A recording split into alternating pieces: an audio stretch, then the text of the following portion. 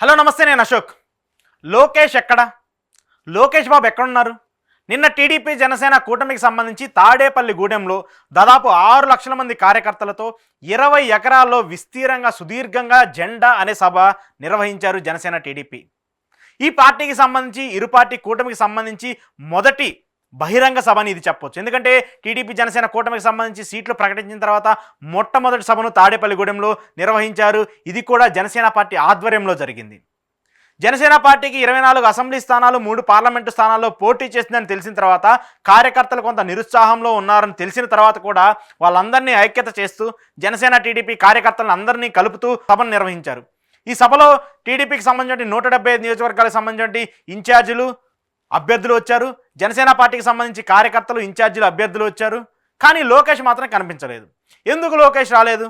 Chandrababu arrest తర్వాత AP రాజకీయాల్లో సుదీర్ఘ మార్పులను చూస్తూ వచ్చాము.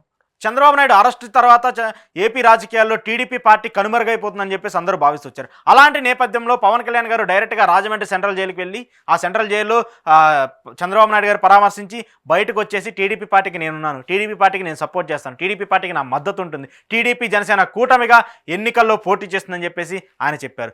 ఈ నేపథ్యంలోనే లోకేష్కి అండగా నిలిచారు. దాదాపు ఆయన యువగలం పాదయాత్రను స్టాప్ చేసి దాదాపు ప్రజల్లోకి వెళ్ళాలంటే కూడా భయపడే పరిస్థితులు ఉన్నటువంటి నేపథ్యంలో ఆయన పవన్ కళ్యాణ్ గారు డైరెక్ట్గా వారాహి యాత్రను అప్పుడు స్టార్ట్ చేసి వీళ్ళిద్దరూ కొన్ని నియోజకవర్గాల్లో గ్రౌండ్ లెవెల్లో ప్రిపేర్ చేస్తూ కూటమికి బలం చేకూర్చే విధంగా పనిచేస్తూ వచ్చారు. సుదీర్ఘంగా నారా లోకేష్ యువగలం పాదయాత్ర ముగిసింది. ఆ యువగలం పాదయాత్రకు సంబంధించి ఒక భారీ బహిరంగ సభను ఏర్పాటు చేశారు. ఆ భారీ బహిరంగ సభలో పవన్ కళ్యాణ్ కూడా ముఖ్య అతిథిగా వచ్చారు. ఆ పవన్ కళ్యాణ్ వచ్చినప్పుడు కూడా ఆయన సుదీర్ఘంగా ప్రస్తావించారు లోకేష్ అభినత్వాన్ని, ఆయన చేసినటువంటి పాదయాత్రను, ఆయన తెలిసినటువంటి సమస్యలను, వీటన్నిటిని కూడా వివరిస్తూ వచ్చారు. ఆ తర్వాత లోకేష్ జనసేన టీడీపీ పార్టీకి సంబంధించి కూడా పవన్ కళ్యాణ్ గారికి సపోర్ట్ చేస్తూ మాట్లాడారు. పవన్ కళ్యాణ్ గారు ఉంటే టీడీపీకి అడ్వాంటేజ్, పవన్ కళ్యాణ్ వారి వల్ల జనసేన పార్టీకి కూడా అడ్వాంటేజ్ ఉంటుంది, వీళ్ళిద్దరు కలిసి పోటీ చేస్తే ఏపీలో మళ్ళీ తిరిగి అధికారంలోకి వచ్చేందుకు అవకాశం ఉంటుందంటూ కూడా లోకేష్ చాలాసార్లు మాట్లాడుతూ వచ్చారు. ఆ తర్వాత లోకేష్ కొన్ని మీడియా సంస్థలకి ఇస్తున్నటువంటి ఇంటర్వ్యూల్లో ఆయన చేస్తున్నటువంటి కొన్ని వ్యాఖ్యలు జనసేన టీడీపీకి, అలాగే ముఖ్యంగా లోకేష్ పవన్ కళ్యాణ్కి మధ్య గ్యాప్ను పెంచాయి.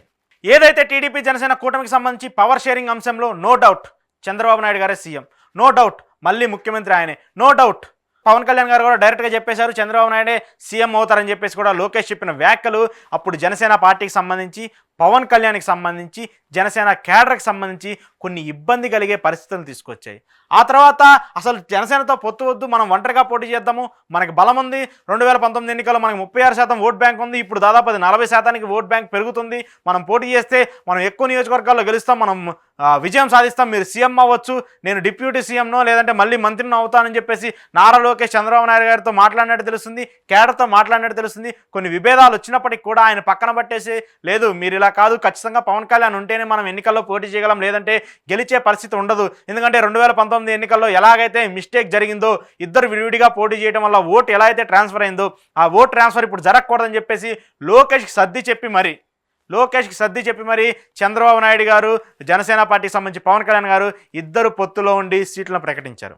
అయితే ఇప్పుడు ఈ నేపథ్యంలో నిన్న ఎన్నికలకు సంబంధించి అంత పెద్ద బహిరంగ సభ జరిగినప్పుడు కూడా లోకేష్ అనే వ్యక్తి అక్కడ ఎందుకు ప్రసన్నం కాలేదని చెప్పేసి ఇప్పుడు టీడీపీ క్యాడర్లో, జనసేన క్యాడర్లో ఒక ఆసక్తికర చర్చగా మారుతుంది. ఇటు ఇరు పార్టీ నేతలు ఇద్దరు ఐక్యతగా ఉండాలి, గ్రౌండ్ లెవెల్లో జనసేన కార్యకర్తలు, టీడీపీ కార్యకర్తలు కలిసి పనిచేయాలి, గ్రౌండ్ లెవెల్లో జనసేన లీడర్లు, టీడీపీ లీడర్లు కలిసి పనిచేయాలి, ఇద్దరు కలిసి పనిచేస్తేనే మనం అధికారం సాధ్యమవుతుంది, ఇద్దరు కలిసి పనిచేస్తేనే మళ్ళీ మనం ఎన్నికల్లో జగన్మోహన్ రెడ్డిని ఓడించవచ్చు అని చెప్పేసి పదే చెప్తున్నప్పుడు ఒక పార్టీకి సంబంధించి ప్రధాన కార్యదర్శి, ఒక పార్టీకి సంబంధించి కీలక నేత, ఒక పార్టీకి సంబంధించి మాజీ ముఖ్యమంత్రి కొడుకు ఇలాంటి బహిరంగ సభలో ఎందుకు లేడు, ఇలాంటి బహిరంగ సభకు ఎందుకు రాలేదు? అంటే జనసేన టీడీపీ పొత్తు ఆయనకి ఇష్టం లేదా? అంటే జనసేన టీడీపీ కలవడం ఆయనకి నచ్చలేదా? జనసేనకి 24 సీట్లు ఇవ్వడం ఆయనకి ఇష్టం లేదా? ఇలాంటి ప్రశ్నలందరినీ జనసేన కార్యకర్తల్లో, టీడీపీ కార్యకర్తల్లో ఇప్పుడు రేకెత్తిచ్చే విధంగా నారా లోకేష్ గారి ప్రవర్తన కనిపిస్తుంది. నారా లోకేష్ గారు ఉన్నారు, ఎక్కడికి పోలేదు, ఆయన మంగళగిరిలో ఉన్నారు. ఆయన పార్టీకి సంబంధించి మంగళగిరిలో ఎలా గెలవాలి అనే దానిపైన ఆయన ముప్పు తిప్పలు, 3 ప్రయత్నాలు చేస్తూ వస్తున్నారు. ఎందుకంటే అక్కడ ఉన్నటువంటి వైసీపీ అభ్యర్థిని మార్చేశారు, కొత్త అభ్యర్థిని అక్కడ రీప్లేస్ చేశారు, ఆల రామకృష్ణారెడ్డి రాజీనామా చేశారు, మళ్ళీ కాంగ్రెస్లో చేరారు, మళ్ళీ తిరిగి లోకేష్ని ఓడించడం కోసమే మళ్ళీ తిరిగి వైసీపీ పార్టీలో చేరుతుందని చెప్పారు. అంటే అక్కడ లోకేష్కి అంత ఈజీ పరిస్థితి లేదు. అక్కడ చాలా కష్టంగా ఉంది. లోకేష్ గెలవాలంటే చాలా ఇబ్బందికర పరిస్థితులు ఉన్నాయి మంగళగిరిలో. కానీ ఆయన పోయిన చోటే రాబట్టుకోవాలని చెప్పేసి ఒక దృఢ సంకల్పంతో అక్కడ పనిచేస్తూ ఉన్నారు. ఇలాంటి నేపథ్యంలో లోకేష్ గారు నిన్న సభకు సంబంధించి ఒక గంట, ఒక అరగంట, ఒక 2 గంటలో వచ్చేసి సభలో అలా కనిపించి ఒక 5 నిమిషాలు ప్రసంగం ఇస్తే కేడర్కి ఎంతో ఉత్సాహంగా ఉండేది. కేడర్లో ఎంతో ఉత్తేజం తీర్చిన నాయకుడిగా ఉండేది. ఎందుకంటే చంద్రబాబు నాయుడు తర్వాత నెంబర్ 2 లీడర్గా ఆయన ఎదిగే పరిస్థితి ఉంటుంది కాబట్టి ఆయన నిన్న అంత పెద్ద బహిరంగ సభకు రాకుండా ఉండి దూరంగా ఉంటుంటే ఇప్పుడు కేడర్లో పార్టీకి సంబంధించిన నేతల్లో ఇది ఒక కొత్త సస్పెన్స్గా కనిపిస్తుంది. ఎందుకంటే పవన్ కళ్యాణ్తో పొత్తు లోకేష్కి ఇంట్రెస్ట్ లేదు, అందుకోసమని నేను సభకు రాలేదు, అందుకోసమని ఆయన పవన్ కళ్యాణ్ గురించి ఎక్కడా మాట్లాడలేదు.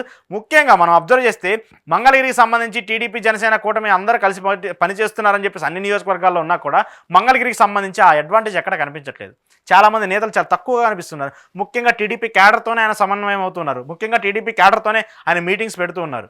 అంటే ఇవన్నీ చూస్తుంటే జనసేన అధినేత పవన్ కళ్యాణ్కి ఇక్కడ లోకేష్కి మధ్య విభేదాలు అన్న మాట వాస్తవం.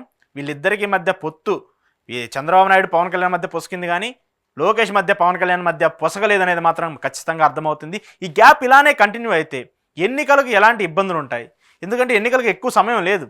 ఇలా విభేదాలు, కేడర్లో విభేదాలు ఉండి, నేతల్లో విభేదాలు ఉండని, పార్టీకి సంబంధించినటువంటి ముఖ్య నేతల్లోనే ఇంత విభేదాలు ఉంటే, పార్టీకి సంబంధించిన కీలక నేతల మధ్య ఇన్ని విభేదాలు ఉంటే పార్టీ పరిస్థితులు ఏంటి, పొత్తుల పరిస్థితులు ఏంటి, ఇద్దరు కూటమిగా ఉన్నప్పుడు వాళ్ళ పరిస్థితులు ఏంటి అనేది కూడా చాలామంది ప్రశ్నిస్తున్నటువంటి సమస్య, ప్రశ్నిస్తున్నటువంటి మాట. సో దీనికి లోకేష్ గారు పులి స్టాప్ పెడతారా? పవన్ కళ్యాణ్ గారితో కలిసి సభలో పార్టిసిపేట్ చేస్తారా? ఎందుకంటే నిన్నే మొదటి సభ ప్రారంభమైంది. దాదాపు 6 నుంచి 7 బహిరంగ సభలు ఇంకా ఉండబోతున్నాయి. ఈ 7 బహిరంగ సభల్లో అయినా లోకేష్ గారు పవన్ కళ్యాణ్ గారికి కలిసి స్టేజ్ షేర్ చేసుకుంటారా? నిన్న ఆసక్తికర అంశం ఏంటంటే లోకేష్ గారి కంటే బాలకృష్ణ గారు ఎక్కువ ఇంట్రెస్ట్ చూపుతూ వచ్చారు. పొత్తులకు సంబంధించి కొన్నటువంటి జనసేన అధినేత పవన్ కళ్యాణ్ ఇద్దరు దగ్గరగా ఉంచుకొని మా ఇద్దరిని గెలిపించాలి, జనసేన టీడీపీ కూటమిని గెలిపించాలని చెప్పేసి వాళ్ళు డైరెక్ట్గా చెప్తూ వస్తున్నారు. మామయ్య ఒప్పుకున్నాడు కానీ అల్లుడు ఒప్పుకునే పరిస్థితి కనపట్లేదు ఇక్కడ పొత్తులకు సంబంధించి. తండ్రి ఒప్పుకున్నాడు కానీ కొడుకు ఒప్పుకునే పరిస్థితి కనిపించట్లేదు పొత్తులకు సంబంధించి.